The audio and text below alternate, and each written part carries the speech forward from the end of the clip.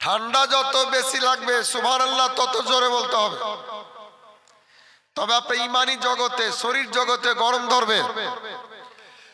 আর শুনেন, আমরা পাক্কা সুন্নি, শুধু সুন্নি না, আমরা হচ্ছি TTS।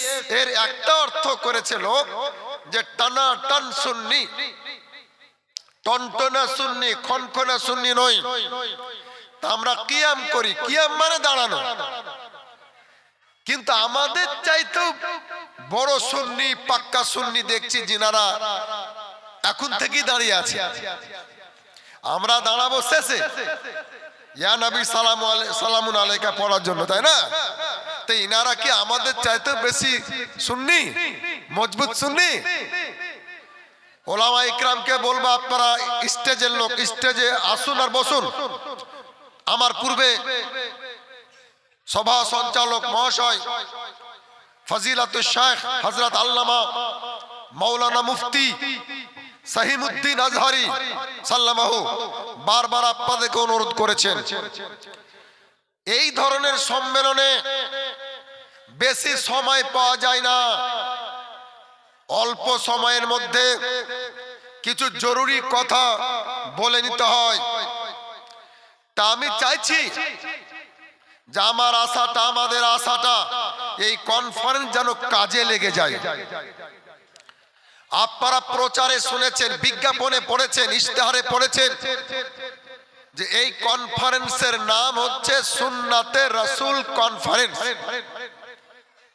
এই নামটি কে দিল তাও বলে দি, এই নামটি আমারই দেওয়া, আমি অধম দিয়েছি। মাওলানা আবু তাহির রিজভী যখন আমার গরিবালয়ে যায়, সে ব্যক্ত করে যে হুজুর আমি তো একটি কনফারেন্স করব, তার নাম কি রাখবো? আমি বললাম আমরা হচ্ছে আহলে সুন্নাত, আর তোমার কনফারেন্সের নাম রেখে দাও সুন্নাতে রাসূল কনফারেন্স। আমার প্রিয় ভাইরা, বর্তমান যুগে এক শ্রেণীর লোক, এক দল লোক নিজেদের নাম রেখে দিয়েছে আহলে হাদিস। আমি অত্যন্ত দায়িত্ব সহকারে আমি চ্যালেঞ্জ করে বলতে পারি, চ্যালেঞ্জ করে বলছি যে পৃথিবীতে কোন মুসলমানের পক্ষে আহলে হাদিস হওয়া সম্ভব নয়। আহলে হাদিস কেউ হতে পারবে না, চাইলেও হতে পারবে না। ও নাম যতই রাখুক, ও যদি কপালে লিখেও দেয় আহলে হাদিস বলে, সাইন বোর্ড টাঙিয়ে দেয়, তবু আহলে হাদিস বলা সম্ভব নয়, হওয়া সম্ভব নয়। বলা সম্ভব হতে পারে কিন্তু হওয়া সম্ভব নয়। আহলে হাদিস বললে কোরআনের অসম্মান করা হয়। একটা বাচ্চা ছেলেকেও যদি জিজ্ঞাসা করা যায়, সেও বলতে পারবে যে বলো তো হাদিস বড় না কোরআন বড়? সম্মানের দিক দিয়ে কোরআন বড়। তো তোমরা নিজের নাম রাখলে আহলে হাদিস, তো কোরআন কি অন্যায় করলো, কি দোষ করলো? নাউজুবিল্লাহ। আহলে কোরআন রাখলে না কেন? কাজেই মুসলমানদের জামাতের নাম আহলে কোরআন হয়নি, হচ্ছে না, হবে না। কেউ যদি আহলে কোরআন জামাতের নাম রেখে থাকে সেটা হবে ভুল, সেটা ঠিক হবে না, ওটা ভুল হবে। আহলে হাদিস কোন জামাতের নাম অতীতেও হয়নি, বর্তমানে হচ্ছে না, পরেও হতে পারবে না, হবে না। এটা ঠিক নয়, এটা ইল্লিগাল নাম, এটা অবৈধ নাম। ঠিক তেমনি কেউ যদি কোন জামাতের নাম রেখে দেয় আহলে ফিকহ জামাতের নাম, এটাও ঠিক হবে না। নাম হবে যুক্তিযুক্ত, স্বাস্থ্যসম্মত, বিজ্ঞানসম্মত আহলে সুন্নাত। কাজে আমরা হচ্ছে আহলে সুন্নাত ও জামাতের লোক। আর আজকে এসেছি আমরা, আপনারা সুন্নাতে রাসূল কনফারেন্স, সুন্নাত কি যিনি জানেন? আমরা আল্লাহ রসুলের উম্মত, বলেন আমরা আল্লাহ রসুলের যারা উম্মত তারা জোরে বলেন আমরা আল্লাহ রসুলের। এটা মুখে আমরা দাবি করছি, কিন্তু প্রকৃত উম্মত কে জানেন? আসলে উম্মত কারা? अरे अगर सुन्नत है तो उम्मत है, सुन्नत नहीं तो उम्मत नहीं। যারা নবীর সুন্নাত মেনে চলেন প্রকৃত অর্থে তারাই হচ্ছে নবীর উম্মত।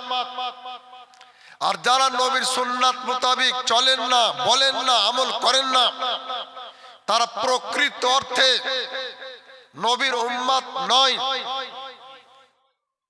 আরে উম্মতে মকবুল ওই ব্যক্তি যারা মেনে চলে সুন্নাতে রাসূল। এই জন্য খবরদার নিজের নাম আহলে হাদিস রাখবেন না, আহলে সুন্নাত বলবেন। আমরা আহলে সুন্নাত ও জামাতের লোক। তো আহলে সুন্নাত ও জামাত নাম রাখার কারণ কি? আমরা আহলে সুন্নাত কেন? এর যত কারণ আছে, তার মধ্যে একটি কারণ খুব তাড়াতাড়ি বলবো, যেহেতু সময় খুব কম। দেখি কতজন ক্যাচ করতে পারেন, কতজন নিতে পারেন। আমার প্রিয় ভাইরা, আজকে মাওলানা আবু তাহির রিজভী এত উলামায়ে কেরামকে নিয়ে এসেছেন, তাও দেখছি মেলাতে লোক বেশি, জালসাতে লোক কম। এই দৃশ্য দেখে আমার আশঙ্কা হচ্ছে, আমার ভয় হচ্ছে যে এত বড় শায়ের দাওয়াত দিয়ে আনা হয়েছে, তাও জালসাতে লোক কম, প্যান্ডেলের নিচে লোক কম। আমার ভয় কিসে হচ্ছে, কিসের হচ্ছে আশঙ্কা, কিসের হচ্ছে যে 100 বছর পর, 500 বছর পর তাহলে কি এত আলেম এনেও যদি লোক না হয়, এত বড় শায়ের এনেও যদি লোক প্যান্ডেলে না আসে, তাহলে কি পরবর্তীতে সে মেসিকে আনতে হবে তবেই লোক আসবে? এই আমার আশঙ্কা। আশঙ্কা হচ্ছে যে জালসার কোন জায়গায় গিয়েছে। তাই মুসলমান শুনেন, আমরা আহলে হাদিস নই, কেউ আহলে হাদিস হতে পারে না। আমরা আহলে সুন্নাত, আর আহলে সুন্নাত হওয়াটা যুক্তিযুক্ত। কেন একটু শুনেলেন? নিজের নিজের শরীরের দিকে, দেহের দিকে লক্ষ্য করুন। আমাদের মাথার চুল থেকে আপাতমস্তক হাদিস দিয়ে সাজানো নাই, কোরআনের আয়াত দিয়ে সাজানো নাই, আল্লাহর রসুলের সুন্নাত দিয়ে সাজানো আছে। আল্লাহর আমরা আহলে সুন্নাত কেন? আহলে সুন্নাত ও জামাত যুক্তিযুক্ত কেন? বিজ্ঞানসম্মত কেন? স্বাস্থ্যসম্মত কেন? মুসলমান মনে রাখতে হবে। আর হাদিস কি? ওটা পড়ার জিনিস, পড়ার পরে বুঝার জিনিস, তার যেটা মানে সেটা আমল করার জিনিস। তার মধ্যে সুন্নাত থাকতে পারে, সে কথা আলাদা। কোরআন কি? কোরআন হচ্ছে পাঠ করার বস্তু, তর্জমা করার বস্তু, আর ব্যাখ্যা করার বস্তু। আর আল্লাহ যেটা বলেছেন কোরআনে, তার উপর আমল করতে হবে। যা বারণ করেছেন তা থেকে বিরত থাকতে হবে। আর সুন্নাত মুসলমানদের জীবন, জন্ম থেকে মৃত্যু পর্যন্ত, সকাল থেকে সন্ধ্যা পর্যন্ত, সন্ধ্যা থেকে সকাল পর্যন্ত চলাতে বলাতে প্রিয় নবীর সুন্নাত দিয়ে সাজানো থাকে। এই জন্য আমরা হচ্ছে আহলে সুন্নাত। এখন সাধারণ লোক যদি বলে আমি আহলে হাদিস, আশ্চর্যের কথা, যার একটি হাদিস মুখস্থ নাই। মুখস্থ তো দূরের কথা, হাদিস কাকে বলে যার জানা নাই। একটি হাদিস লেখা আছে, পড়তে যদি দেওয়া হয় আর অজু নষ্ট হয়ে যাবে, অজু ভেঙে যাবে, সে বলছে আমি আহলে হাদিস। নাউজুবিল্লাহ। হাদিস সম্বন্ধে কোনো জ্ঞান নাই, সে বলছে আহলে হাদিস। আরে মিয়া, আমাদের চ্যালেঞ্জ রইল, চ্যালেঞ্জ। নীল গগনের নিচে, জমিনের বুকে, বিশ্বের মানচিত্রে কেউ আহলে হাদিস হতে পারে না। এই নামে কোন জামাত হতে পারে না, কোন মাযহাব হতে পারে না। মাযহাব বা জামাত যদি হয় তাহলে হবে আহলে সুন্নাত। একটু লক্ষ্য করুন, এই যে আমাদের ওপর থেকে ধরি, এই যে টুপিটা পরে আছি, এটা হাদিস না। এই যে পরে আছি, এটা হচ্ছে টুপি পরা মুসলমানদের জন্য, আমাদের জন্য, পুরুষদের জন্য সুন্নাত। সুবহানাল্লাহ বলেন। আমরা আহলে সুন্নাত। তার পেছনে যুক্তি দেখেন, কত সুন্দর যুক্তি। এই টুপি পরা সুন্নত, যে কোনো টুপি। কিছু 3 পাতা পড়া মৌলবি প্রচার করেছে যে টুপির নাকি কোনো হাদিস নাই, যে বলেছে ওকে কিয়ামত পর্যন্ত ক্ষমা করা হবে না। ভুল বলেছে। টুপি কে আরবিতে বলা হয় বুরনুস। এটা বুখারী শরীফে একাধিক জায়গাতে আছে, অনেক হাদিসে আছে, সহিহ হাদিসে আছে। অতএব টুপি পরা এটা হচ্ছে সুন্নাত। আমরা আহলে সুন্নাত। আমার দিকে দেখুন। তারপরে টুপির নিচে কি আছে? হ্যাঁ, আমরা পড়ি আমামা, আমামা, পাগড়ি। এই পাগড়ি পরাটা হচ্ছে সুন্নাত। আবার শুধু খালি মাথাতে পাগড়ি বাঁধলে হবে না, পাগড়ির নিচে টুপি থাকতে হবে, এটাও সুন্নাত। তাহলে উপরে থাকলো পাগড়ি, এটা সুন্নাত, তার নিচে টুপি, এটা সুন্নাত। আমরা আহলে সুন্নাত কেন শুনেন, তার নিচে চুল। পুরুষ লোকের 3 প্রকারের চুল রাখা সুন্নাত। যদি সম্ভব হয় তাহলে বড় বড় যাকে বাবরি চুল রাখতে পারেন। এটা বা এ বি 2 ধরনের, একটা কাঁধের উপর পর্যন্ত আর একটা আপনার কানের লতি পর্যন্ত।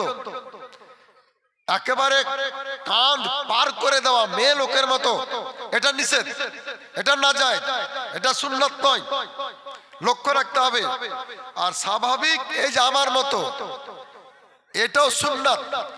আর মাঝে মধ্যে নেড়া করা, এটাও সুন্নাত, তবে 12 মাসা যেন না হয়। হ্যাঁ, 12 মাসা করাটা এটা হচ্ছে বেদাতীদের, পথভ্রষ্টদের একটি চিহ্ন। মাঝে মধ্যে জীবনে একবার করা, এটা সুন্নাত। আমি কিন্তু এখন পর্যন্ত মাথা নেড়া করিনি, হজ করতে গিয়ে যাওয়া ছাড়া। হজ করতে গিয়ে করেছি, ওটা আলাদা। এমনি দেশে ইন্ডিয়াতে থাকাকালীন করিনি। সুবহানাল্লাহ। একজন মুমিন মুসলমানদের শরীর দেখেন, জীবন সুন্নাত দিয়ে সাজানো। একটু নেমে আসুন। তারপরে যে মোচ, এই মোচ একেবারে মেয়া লোকের মতো লাল করে তেল করে ছেঁচে দেওয়া, এটা মামনু, এটা নিষেধ। খবরদার করবেন না। এটা মোচ রাখতে হবে, এটা পুরুষের একটা চিহ্ন। হ্যাঁ, আপনি জানো মোচের যে লোম বেঁকা হয়ে মুখের ভিতরে ঢুকে না যায়, এজন্য সরু করে কেটে রাখবেন, সুন্দর লাগবে, ওলামায়ে কেরামকে দেখবেন। তো এইভাবে মোচ রাখা সুন্নাত। তারপরে চলে আসুন দাড়ি। এ দাড়ি রাখা হচ্ছে সুন্নাত। এটা কতটা রাখতে হবে? আর সুন্নাত ওয়াইয়াল কুবজা, কমপক্ষে 1 মুঠ রাখতে হবে, 1 মুষ্টি। 1 মুষ্টির কম রাখা এটা নাজায়েজ, এটা নিষেধ। ও দাড়ি না রাখার সমতুল্য। যদি ইচ্ছাকৃত দাড়ি থাকা সত্ত্বেও 1 মুষ্টির কম রাখে, সেই লেলিন কাট, হ্যাঁ, তাহলে ওই দাড়ি রাখা না রাখা দুটাই বরাবর। পুরুষ লোককে দাড়ি 1 মুষ্টি কমপক্ষে রাখতে হবে। 1 মুষ্টির বড় করা যাবে কি না? হ্যাঁ, যাবে, কিন্তু তুলে ফাহিশ মামনু। ফুকায়ে কেরাম বলছেন অতিরিক্ত বেবাহা, বড় লম্বা, দেখতে খারাপ লাগে, বিচ্ছিরি লাগে, এমন দাড়ি লম্বা রাখা ঠিক না, এটা নিষেধ আছে। কেন নিষেধ আছে? এর পিছনে যুক্তি আছে। একবারে নাভি পর্যন্ত যদি কেউ দাড়ি রাখে, যেমন ফারাজিরা রাখে, লামাঝাবিরা রাখে, যারা গায়ের মুকাল্লিদ ওয়াহাবি তারা রাখে, তারা তাদের ধারণা যে যত বড় দাড়ি তত বড় নেকি। না, এই কথাটা ঠিক নয়, কথাটা ভুল।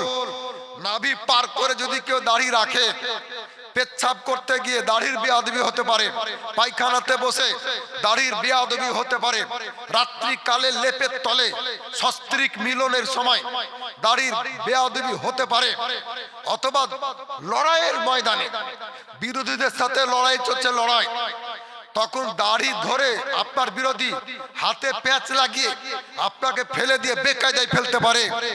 আর এক মুষ্টি যদি দাড়ি রাখেন, হাত ধরতে পারলেও প্যাঁচ দিতে পারবে না, হাতে প্যাঁচ লাগানো সম্ভব নয়। কাজে এক মুষ্টি দাড়ি রাখা সুন্নাত, এটা উত্তম, দেখতে যেন ভালো লাগে। হাদিসের মধ্যে এসেছে আল্লাহ আল্লাহ জামিলুন ওয়া ইউহিব্বুল জামাল, আল্লাহ সুন্দর আর তিনি সুন্দরকে ভালোবাসেন, সৌন্দর্যকে ভালোবাসেন। কাজেই এক মুষ্টি দাড়ি রাখা সুন্নাত। আমার প্রিয় ভাইরা, এই যে আমি এবারটা পরে আছি, এবার এই সাদা পোশাকটা আরবিয়ান ড্রেস, এটাও পরা হচ্ছে সুন্নাত। তারপর আমরা পরি লুঙ্গি, লুঙ্গি পরাটা সুন্নাত। পায়জামা পরি আমরা পায়জামা, পায়জামাটা সাহাবায়ে কেরামের সুন্নাত। আল্লাহর হাবিব উনি পায়জামা পরেননি, কিন্তু সাহাবায়ে কেরাম পরেছেন, ওটাও সুন্নাত। সুবহানাল্লাহ। একটি মুসলমানের দেহ জীবন সুন্নাত দিয়ে সাজানো থাকে। এই যে হাতের 10টি আঙ্গুলের নখ, নখ কাটা হচ্ছে সুন্নাত।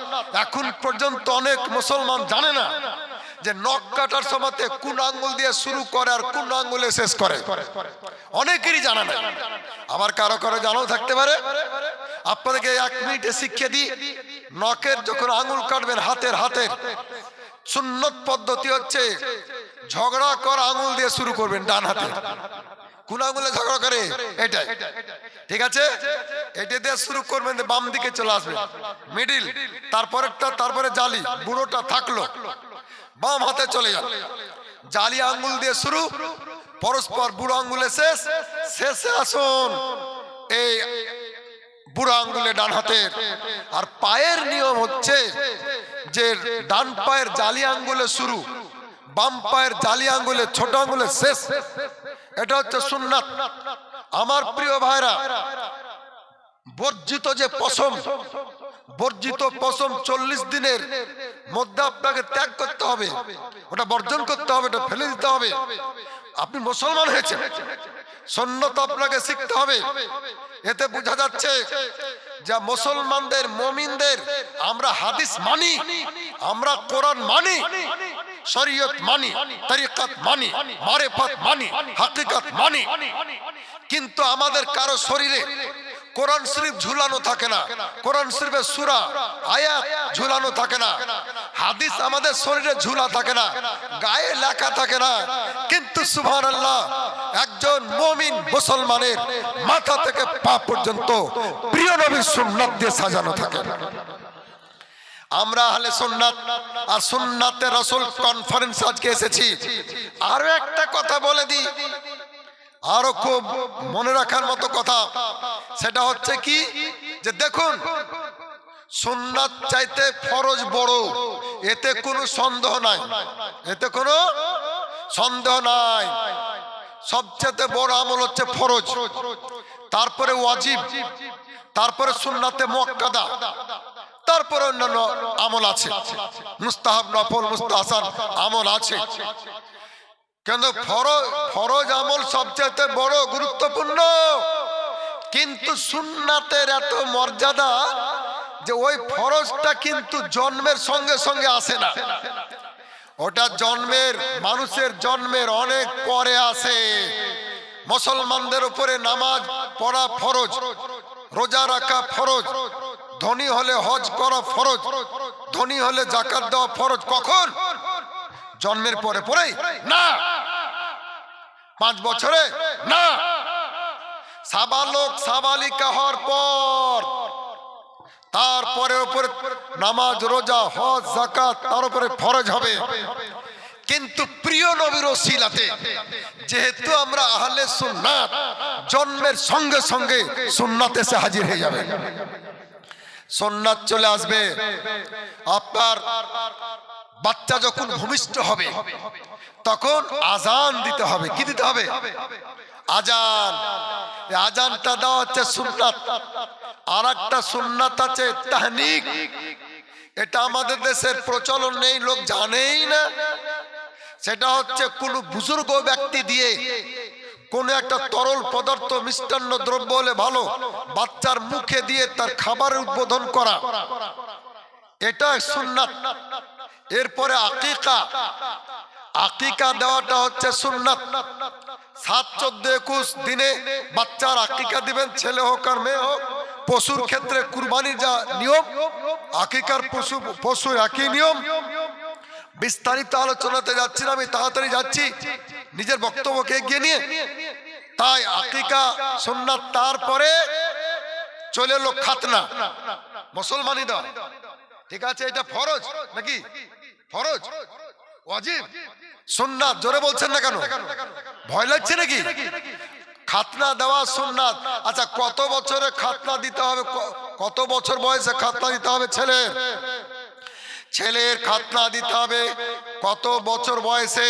কিতাবে লিখছে, ফোকায়ে কেরাম লিখেছেন যে লজ্জা স্থান দেখাতে তাকে লজ্জা লাগে, শরম লাগে, এই বোধ, এই জ্ঞান তার মধ্যে আসার পূর্বেই তার মুসলমানি দিয়ে দিতে হবে। বুঝাতে পারলাম? বুঝাতে পেরেছি? বুঝতে পারছেন? যখন তার মধ্যে বোধ চলে আসবে, জ্ঞান চলে আসবে যে আমি লজ্জা স্থান দেখাবো না, আমি লজ্জা পাচ্ছি, তার আগে তার খাতনা দিয়ে দিতে হবে। আরে কোন এক জায়গাতে একটা অমুসলিম ইসলাম ধর্ম গ্রহণ করেছে, এই নিয়ে আমাকে ফোন করেছিল, ওরা নাকি জবরদস্তি ওর মুসলমানি দিবে। আমরা অসম্ভব না। ধরেন 20 বছর বয়সে, 40 বছর বয়সে, 60 বছর বয়সে কোন অমুসলিম যদি ইসলাম ধর্ম গ্রহণ করে, তাহলে তার কি মুসলমানি দিতে হবে? তো বলছে দেখো, 3টি তার রাস্তা। কয়টি রাস্তা? কষ্ট হচ্ছে কি? শেষ করে দেবো কি? 3টি রাস্তা যদি পাওয়া যায় তাহলে মুসলমানি তার দিতে হবে। কি কি? প্রথম হচ্ছে নিজে নিজে যদি পারে তাহলে নিজের মুসলমানি নিজে দিয়ে দিবে। ঠিক আছে? এটা যদি সম্ভব না হয় তাহলে এমন মহিলাকে সে বিবাহ করবে যে মহিলা খাতনা দিতে পারে, মুসলমানি দিতে পারে। যে স্ত্রীকে দিয়ে, মিস্ত্রিকে দিয়ে নয়, নিজের স্ত্রীকে দিয়ে মুসলমানি দেওয়াতে পারে। ঠিক আছে? আর তা না হলে মুসলমানি যদি নাও হয় তাহলে কোনো অসুবিধা নাই, ও মুসলমান থাকবে। এটা ফরজ নয়, এটা জরুরি নয়, ইসলাম ধর্মের মৌলিক কোনো বিষয় নয়। তবে নিজে নিজে যদি মুসলমানি দেয়, জানকে আটকিটটা করে ধরে চোখ মুখ বন্ধ করে ওকে দিতে হবে, তাই না? এমনি এমনি তো পারবে না। সুবহানাল্লাহ। তাই তাহলে বোঝা গেল যে আমি যেটা বুঝাতে চাইছি যে মুসলমান শোনো, নিঃসন্দেহে ফরজ বড় আমল, কিন্তু মানুষের জীবনে আমলের ক্ষেত্রে ফরজ আসে পরে, আর তার আগে মুসলমানদের জীবনে বাচ্চা অবস্থাতে সুন্নাত হাজির হয়ে যায়, সুন্নাত চলে আসে। আর একটা নোকতা বলে দিই, মুসলমান আমাদের সাথে ফরজ থাকবে কতদিন? এর উত্তর হচ্ছে জিন্দা থাকবো যতদিন। মরার পরে ফরজ নামাজ মাফ, ফরজ রোজা মাফ, হজ, ফরজ হজ মাফ, নফল উমরা মাফ, হ্যাঁ, যাকাত দিতে হবে না মৃত্যুর পরে, আর কুরবানি করতে হবে না, যত ফরজ ছিল ওয়াজিব ছিল আর নাই। কিন্তু সুবহানাল্লাহ, লাশ, মুসলমানের লাশ নীরব নগরে অন্ধকার কবরে রাখা পর্যন্ত প্রিয় নবীর সুন্নাত আছে। সুন্নাত মোতাবিক মুসলমান লাশকে গোসল দাও, সুন্নাত মোতাবিক কাফন দাও, পুরুষ হলে 3 খানা দাও, নারী হলে 5 খানা দাও। তারপরে সুন্নাত মোতাবিক তাকে কি করো? জানাজা পড়ে তাকে কাঁধে করে নিয়ে যাও, সুন্নাত মোতাবিক কবরে রাখো। আর কবরে রাখার সময়তে আল্লাহ রসুলের নাম নিয়ে রেখে দাও, বিসমিল্লাহ ওয়ালা মিল্লাতে রাসূলিল্লাহ। তোমাকে রসুলের দলে রাখলাম, রাসূলের মিল্লাতের উপরে রাখলাম তোমাকে, এই বলে সঁপে দাও, প্রিয় নবীকে সঁপে দাও। এতে বোঝা যাচ্ছে যে আল্লাহর ফরজ কতদিন জিন্দা যতদিন, মৃত্যুর পরে সুন্নাত কবর পর্যন্ত আমাদের সাথে যাবে। তাই আমরা আহলে ফরজ নয়, আমাদের জামাতের নাম বলছি, আমাদের জামাতের নাম আহলে ফরজ নয়, আহলে ওয়াজিব নয়, আমাদের জামাতের নাম আহলে কোরআন নয়, আমাদের জামাতের নাম আহলে হাদিস নয়, আমাদের জামাতের নাম আহলে সুন্নাত।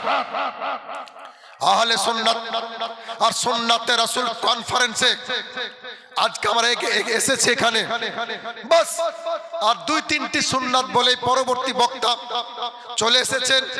মাশাআল্লাহ, জি জি, অনেক মাইয়াতের না, জিন্দা মুর্দার কত সুন্নাত।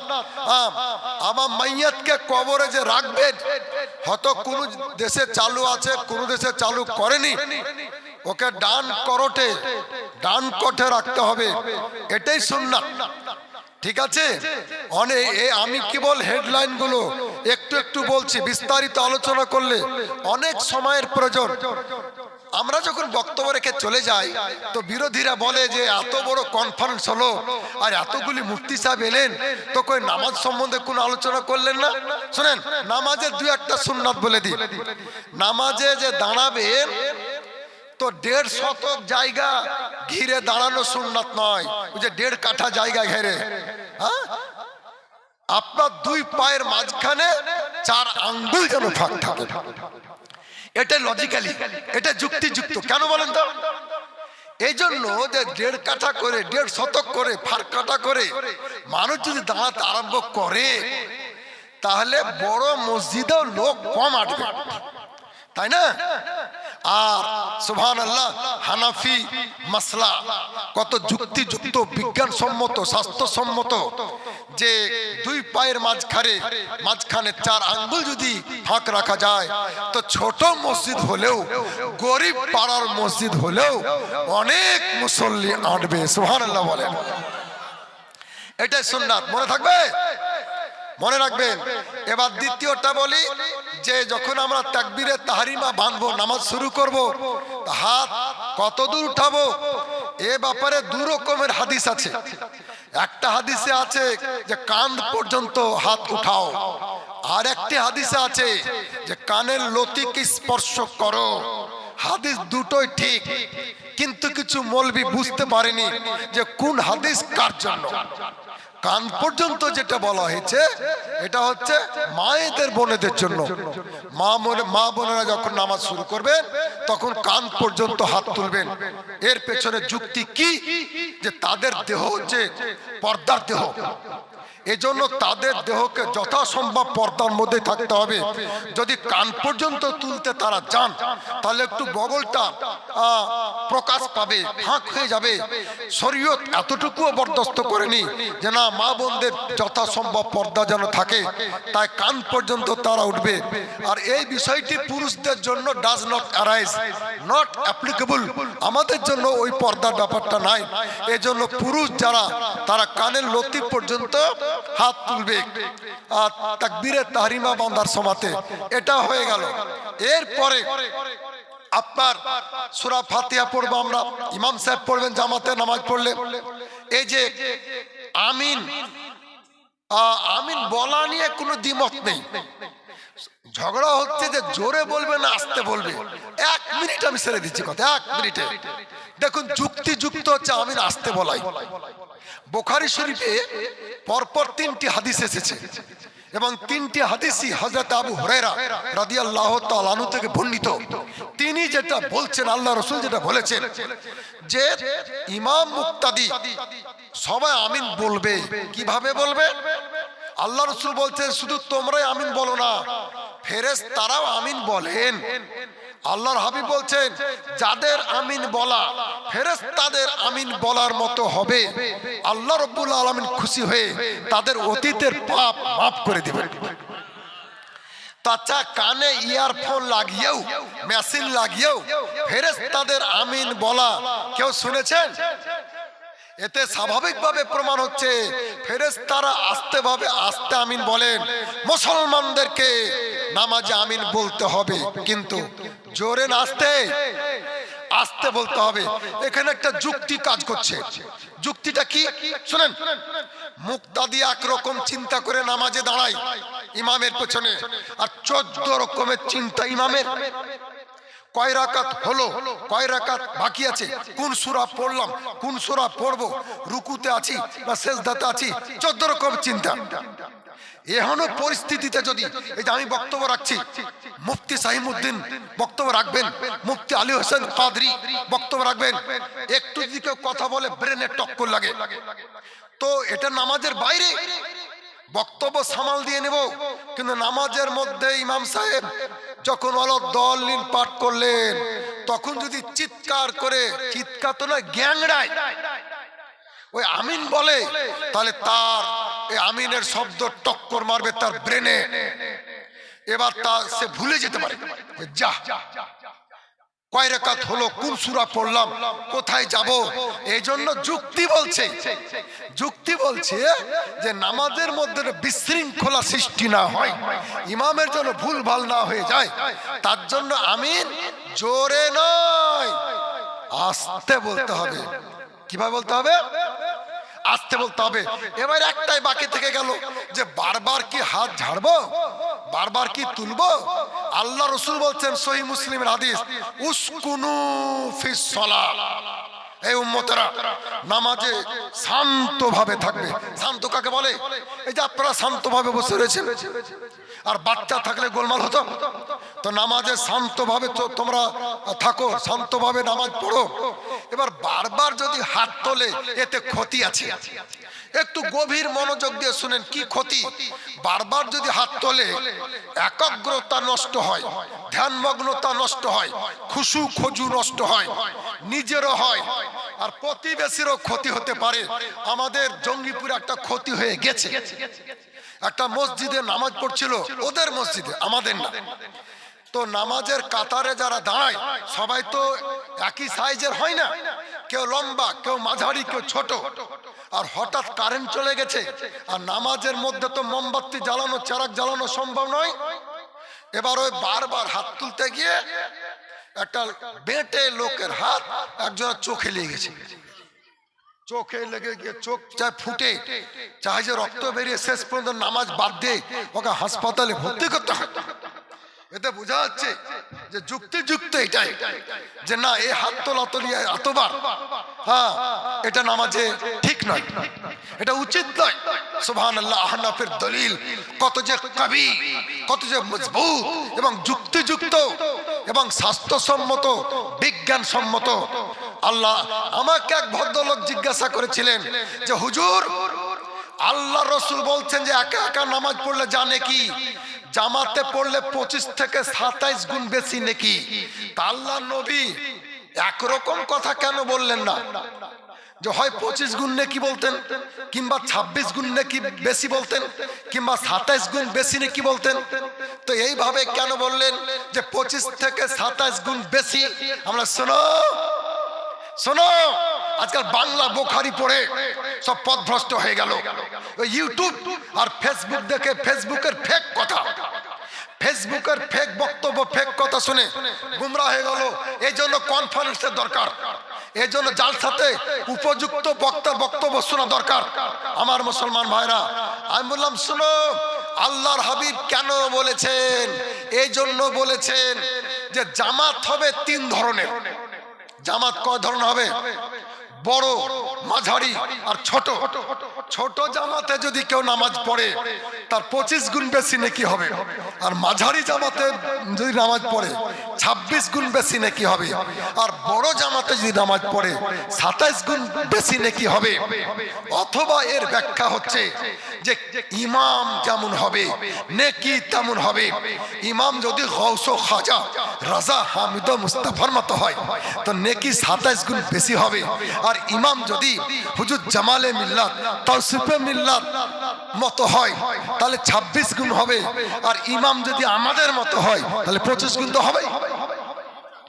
অনেক কারণ আছে, বাংলা পড়ে হ্যাংলা হয়ে যেও না। ইউটিউব পড়ে আর ফেসবুকে শুনে শুনে সব গুমরা হয়ে গেল। আমার প্রিয় ভাইরা, আলা হযরত ইমামে আহলে সুন্নাত ফাজিলে বরেলভীকে জিজ্ঞাসা করেছিলেন এক মুরিদ যে হুজুর ওযুর মধ্যে 4টা ফরজ, মুখমণ্ডল ভালোভাবে ধোয়া, কোন সময় 2 হাত ধোয়া, গোড়ালি সহ পা ধোয়া, আর মাথার মাসা করা 1/4 এর পূর্বে 3টি সুন্নাত কেন? 3টি সুন্নাত কেন? কবজি পর্যন্ত 2 হাত ধোয়া, 3 বার কুল্লি করা, 3 বার নাকে পানি দেওয়া।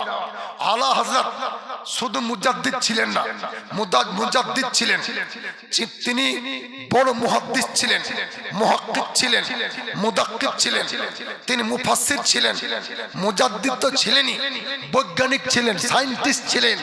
উনি বলছেন যে শোনো, 3টি সুন্নাত এই জন্য রাখা হয়েছে, 3টি সুন্নাত নয়, 3টি মেশিন, অস্ত্র, পানিকে পরীক্ষা করার যে পানি ঠিক আছে না ঠিক নাই। যখন মানুষ কবজি পর্যন্ত যখন হাত ধুবে তার নজর পড়বে পানিতে, যে পানির রং ঠিক আছে কিনা দেখে নেবে।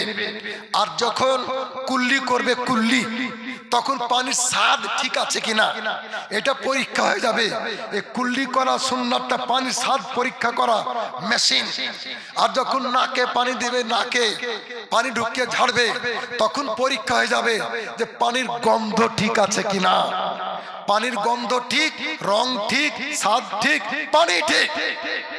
কাজেই এই ধরনের সুবহানাল্লাহ জ্ঞানগর্ভ বক্তব্য, যুক্তিযুক্ত বক্তব্য শোনার জন্য আমি গজলকে ভালোবাসি, আমি জীবনী ভালোবাসি অবশ্যই, কিন্তু আসল উদ্দেশ্যকে জলাঞ্জলি দিয়ে, কোরআন হাদিসের মূল বক্তব্যকে জলাঞ্জলি দিয়ে আপনি জীবনী শুনবেন আর ঘন্টার পর ঘন্টা গজল শুনবেন তা নয়। আমার ছাত্রদেরকে বুঝিয়েছি যে নাত গজল হচ্ছে ওয়াজ বক্তব্যের সামনে কিরকম, রুটির সাথে ঘি, যেমন ঘি।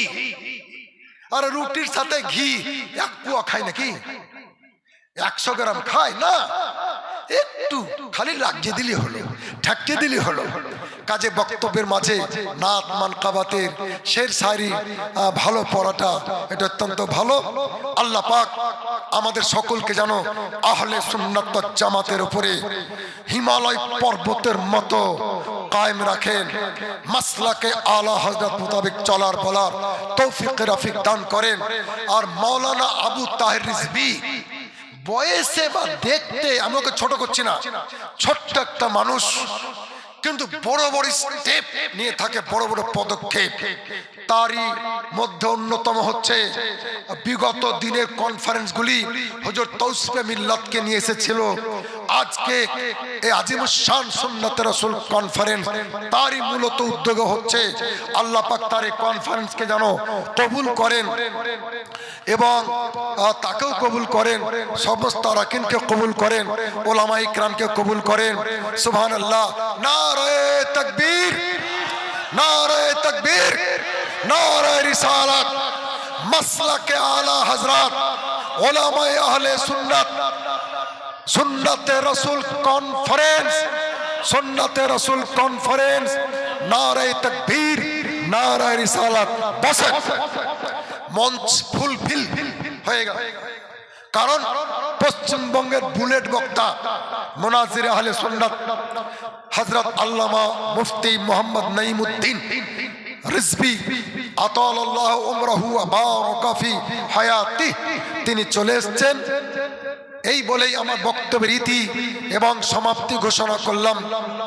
ওয়ামা আলাইনা ইল্লাল বালাগুল মুবিন ওয়া আখিরু দাওয়ানা আনিল হামদুলিল্লাহি রাব্বিল আলামিন। আসসালামু আলাইকুম ওয়া রাহমাতুল্লাহ।